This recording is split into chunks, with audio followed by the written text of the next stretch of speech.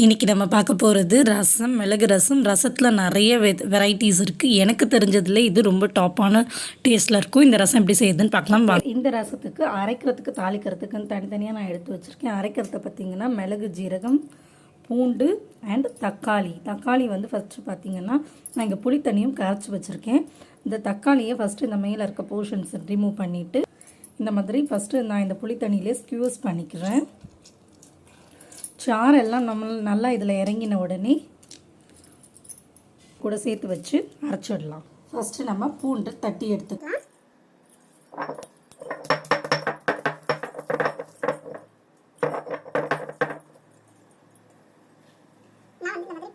தான் தட்டி எடுத்துருக்கேன். அப்புறமா அதில் மிளகு ஜீரகத்தையும் அரைச்சிக்கலாம்.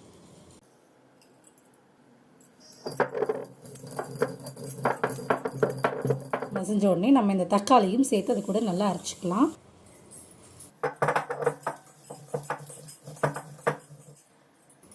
இப்போ அரைச்ச விழுத நம்ம புளி தண்ணியோடவே கலந்துடலாம். அம்மியில் அரைக்கும் போது இந்த தண்ணி தான் ஒரு டேஸ்ட்டு. இதை நம்ம கண்டிப்பாக எடுத்துக்கணும். இப்போது ஒரு சட்டி காய வச்சு அதில் நான் எண்ணெய் ஊற்றிருக்கேன். எண்ணெய் காஞ்சதுமே அதில் 3 காஞ்ச மிளகாய் செவந்த உடனே 1 ஸ்பூன் கடுகு நல்லா பொரிஞ்சதுக்கு சும்மா ஒரு 4 ஜீரகமும் பொரிஞ்ச உடனே நம்ம நசுக்கி வச்சுருக்க பூண்டு, கொஞ்சமாக கருவேப்பிலை, கொத்தமல்லி. நான் அதில் பாதி தக்காளி தான் அரைச்சேன். மீதி தக்காளியை இந்த மாதிரி நல்லா ஸ்க்யூஸ் பண்ணிக்கோங்க. ஏன்னா தக்காளியும் பூண்டும் பெருங்காயமும் சேர்ந்து வதங்கும் போது தான் இந்த ரசம் ரொம்ப வாசனையாக சூப்பராக இருக்கும். ஒரு நல்லா வதக்கிடுங்க. கொஞ்சமாக பெருங்காயத்தூள்,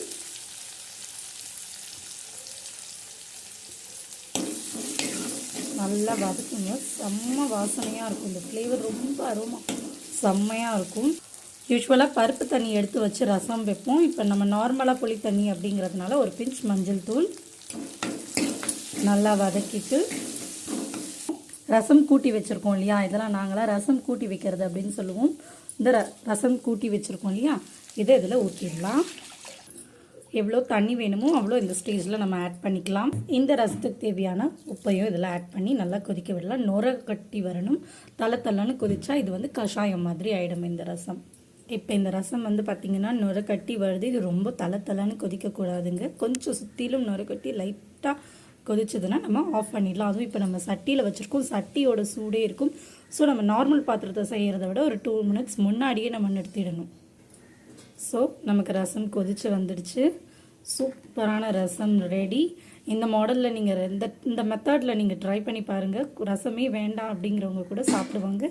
டேஸ்ட் ரொம்ப சூப்பராக இருக்கும். இதோட முக்கியமான அரோமாவே தட்டின பூண்டும் தக்காளியும் பெருங்காயமும் சேர்ந்து வதங்கிறது தான் ரொம்ப ருசியாக இருக்கும்.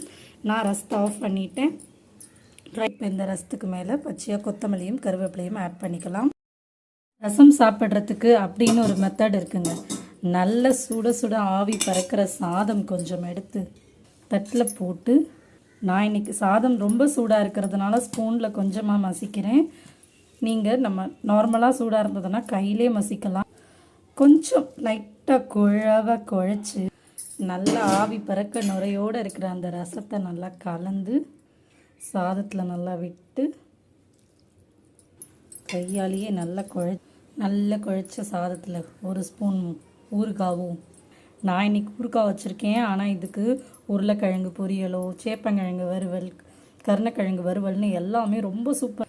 இப்படி ஒரு ரசம் சாதம் சாப்பிட்டா ஆஹா ஸ்வர்க்கமே இதில் தான் இருக்குது அப்படின்னு சொல்கிற மாதிரி அமிர்தமாக இருக்கும் அந்த ரசம் சாதம். அதுவும் வெளியில் வெயில், அப்படி வெயிலாக இருந்தாலும் ஓகே, மழையாக இருந்தாலும் ரொம்ப சூப்பராக இருக்கும் இந்த ரசம் சாதம். ட்ரை பண்ணி பாருங்கள். இந்த ரசத்தோட இதுவும் வந்து வீடியோ அப்லோட் பண்ணியிருக்கேன். சேனலில் பாருங்கள். நன்றி.